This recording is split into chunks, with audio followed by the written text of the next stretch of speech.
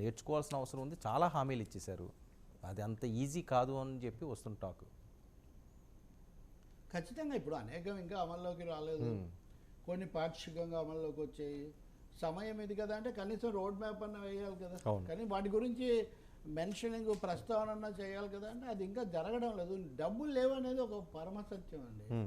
మీరు చూస్తే ఈరోజు కూడా నిన్న కూడా రాష్ట్ర ప్రభుత్వం అప్పు తెచ్చింది. 27,000 కోట్ల అప్పు తెచ్చారు ఈ కాలంలో. ఈ తాజాగా వచ్చిన బాండ్లు, ఈ బాండ్లతో. సో అంత డబ్బు లేని పరిస్థితుల్లో వాటి గురించి పెద్ద గంభీరంగా మాట్లాడే పరిస్థితి లేదు. అందుకనే మీరు పవన్ కళ్యాణ్ కొంచెం తెలివిగా కేంద్ర నిధులు, తర్వాత గ్రామీణ ఉపాధి ఇలాంటివి మాట్లాడుతున్నారు. వచ్చారు మోస్ట్లీ ఇదిగోండి మరో 3,000 కోట్ల రుణానికి ఇండెంట్. 3,000 కోట్లు. ఓకే. తాజాగా ఏది 2.5 నెలల్లో 6 సార్లు 17,000 కోట్ల అప్పు. ఇప్పుడు ఇది ఎప్పుడు వస్తుంది అని 27న వేలం జరుగుతుంది. అంటే ఐ థింక్ ఈరోజే కదా, రేపా.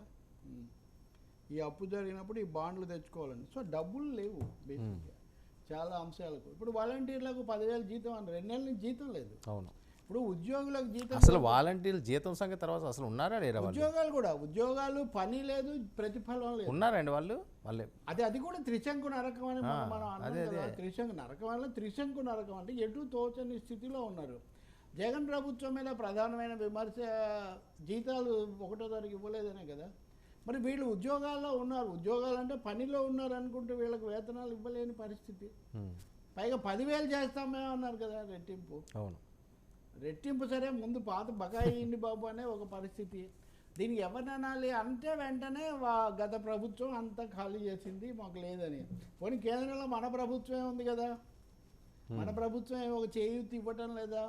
సో ఈ విషయాలు పవన్ కళ్యాణ్ ప్రధానంగా మీరు గమనిస్తే ఆయన గ్రామీణ ఉపాధి, పర్యావరణము ఇలాంటి అంశాలు, అలా కేంద్రం ఇచ్చి నిధులు కూడా వైసీపీ ప్రభుత్వం గల్లంతు చేసిందనే ఆరోపణలు, వీటి మీద తప్ప రాష్ట్ర ఆర్థిక పరిస్థితి, సాధ్యాసాధ్యాల మీద పవన్ ఎక్కువగా మాట్లాడటం లేదు. ఎందుకంటే అది ఒకటి వ్యూహాత్మకము, రెండోది ఆయన బాధ్యత కూడా కాదు కదా, ఆయన ఆర్థిక మంత్రి కాదు కాబట్టి.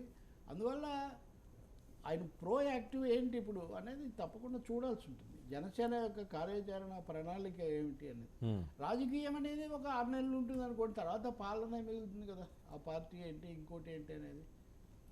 ఇందాక మనం తెలంగాణలో అన్నప్పుడు కూడా మరి జనసేన అది వరకు ఇక్కడ ఉంటాము, మేము మద్దతు ఇస్తామని ఏకపక్షంగా ప్రకటించారు. మరి ఇక్కడేం అదేం కనిపించట్లేదు. జనసేన కూడా మాట్లాడినప్పుడు చంద్రబాబు అవన్నీ మాట్లాడినప్పుడు తన తమ్ముడు ఉప ముఖ్యమంత్రి పవన్ కూడా ఉన్నాడు, ఆయన అనేం చెప్పడం లేదు.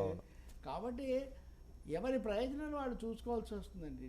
జనసేన పునాది కాపాడుకోవటము, పెంచుకోవటమే ఇప్పుడు పవన్ కళ్యాణ్ పడుతున్న. జనసేన ఇక్కడ కూడా మళ్ళీ విస్తరించే అవకాశం ఉంటుందా? బీజేపీ వాళ్ళేమో మాకు ఎవరితో పొత్తు అక్కర్లేదన్నారు. జనసేనతో ఒకసారి అసెంబ్లీలో పెట్టుకొని తర్వాత పార్లమెంట్ అప్పటికి వదిలేశారు. సో ఈ పరిస్థితుల్లో మళ్ళీ ఎన్డీఏ ఫామ్లో ఇక్కడ వస్తుందా లేదా, కాంగ్రెస్లో ఏమన్నా తేడాలు వస్తాయా, ఇవన్నీ భవిష్యత్తుకు సంబంధించి ఉన్నాయి. ఇవన్నీ పవన్ కళ్యాణ్ ఎక్కువగా, ఆయన ఎక్కువ అడ్మినిస్ట్రేటివ్ థింగ్స్, అఫీషియల్ థింగ్స్ ఎక్కువగా చేస్తున్నారు. అంటే లాస్ట్ టైం మనం చూస్తే తెలంగాణలో అసలు డిపాజిట్లు కూడా రాని పరిస్థితి, జనసేన ఘోరంగా ఓడిపోయారు. ఇప్పుడు ఇక్కడ ప్లస్ అయింది కాబట్టి ఆంధ్రప్రదేశ్లో ఇది ఏమైనా బెనిఫిట్ అవుతుందండి తెలంగాణలో? ఒకవేళ ఈయన మళ్ళీ ఏమైనా దాన్ని రీషఫుల్ చేద్దాం అంటే ఓవరాల్ సమీకరణ ఈక్వేషన్స్ ఎలా ఉంటాయన్న దాని మీద ఆధారపడి ఉంటుంది. మళ్ళీ ఇలాగే ఒంటరిగా ఉంటారా, కలిసి ఉంటారా, టీడీపీ ప్లాన్ ఏముంటుంది, బీజేపీ దేన్ని ప్రిఫర్ చేస్తుంది.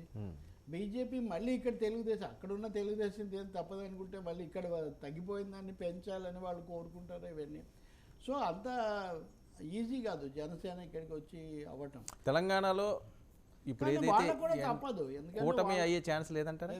సేమ్ ఆంధ్రప్రదేశ్లో ఉన్నట్టుగానే తెలంగాణలో వీళ్ళు ముగ్గురు ఒక కూటమిగా. మీరు ఈ ప్రశ్న ఈసారి బండి సంజయ్నో కిషన్ రెడ్డినో ఇంటర్వ్యూ చేసి కాదు, అది వర్కౌట్ అవుతుందా లేదా అని. అంటే రాష్ట్ర విభజన అయిపోయిన తర్వాత చాలా అంశాలు వచ్చినాయి కదా, ఆంధ్ర వేరు తెలంగాణ వేరు, అసలు ఏమి సంబంధాలు లేవు, ఇలా వేరుగా ఉంటాయండి. తెలంగాణ పాలిటిక్స్ పూర్తి వేరుగానే ఉంటాయి ఖచ్చితంగా.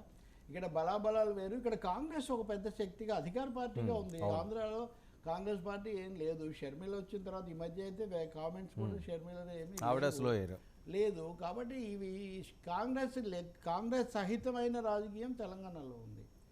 కాంగ్రెస్ వ్యతిరేకంగా ఎన్డీఏ ఏర్పడింది. అక్కడ ఎన్డీఏ ఇంపార్టెంట్, కాంగ్రెస్ లేదు.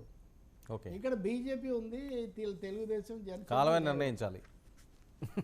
రాజకీయమే నిర్ణయిస్తుంది వర్మ, అన్నిటినీ రాజకీయమే నిర్ణయిస్తుంది సార్. సో పవన్ కళ్యాణ్ కూడా ఒక లాంగ్ టర్మ్ వ్యూను, అసలు రాజకీయ విధానం కూడా ఆయన ప్రకటించాల్సి ఉంటుంది. తన పార్టీ రాజకీయ విధానం ఏంటి, సొంతంగా ఏ దిశలో వెళ్ళదలుచుకున్నారు. ఇంతవరకు ఇందాక నేను జగన్ గురించి అన్నాను, వైసీపీకనే. జనసేనకు ఉందా అసలు? జనసేన ఎన్నికల ప్రణాళికను పక్కన పెట్టండి, మా దీర్ఘకాలిక రాజకీయ వ్యూహం ఇది, మేము ఈ పద్ధతిలో వెళ్తాము. ఇప్పుడు బీజేపీ చెప్తుంది, కమ్యూనిస్టులు, కాంగ్రెస్, తెలుగుదేశం, బీఆర్ఎస్ వాటి విధానాలు వాటికి ఉన్నాయి. అసలు జనసేనకు ఒక విధానం, సమగ్ర విధానం, భూత భవిష్యత్ వర్తమాన కాలాలకు సంబంధించి ఏమైనా ఉందా? లేదు. సో ముందు Pawan should look for a vision of his own party. Okay. మరి అవన్నీ ఆ మిగిలిన హరిహర వీరం వల్ల అవన్నీ పూర్తి అయిన తర్వాత చూస్తారేమో మనకు తెలియదు సార్. ఇంతకంటే ఎక్కువ మాట్లాడితే మన సైనికులు బాధపడతారు మళ్ళీ. సార్ మరొక అంశం, వైఎస్ఆర్ సిపి ఇంత దారుణంగా ఓడిపోవడానికి ఈవీఎంలని పెద్ద ఎత్తున వస్తుంది, దేశవ్యాప్తంగా జరుగుతున్న చర్చ. ఆంధ్రప్రదేశ్లో అయితే వైసీపీ చాలా హోప్స్లో ఉన్నట్టున్నది, ఏంటండి సీఎం మారుతారని. Varma, as you know, I'm the first person, అంటే కొంచెం నోన్ పీపుల్లో ఈ అంశం మీద గట్టిగా మాట్లాడిన 5-6 సార్లు వివిధ ఆస్పెక్ట్స్ చెప్పాను నేను. తప్పకుండా ఈవీఎంలలో ద్వారా వాటి పద్ధతి సరిగ్గా లేదు, వీవీప్యాట్లను సరిగ్గా తగినంతగా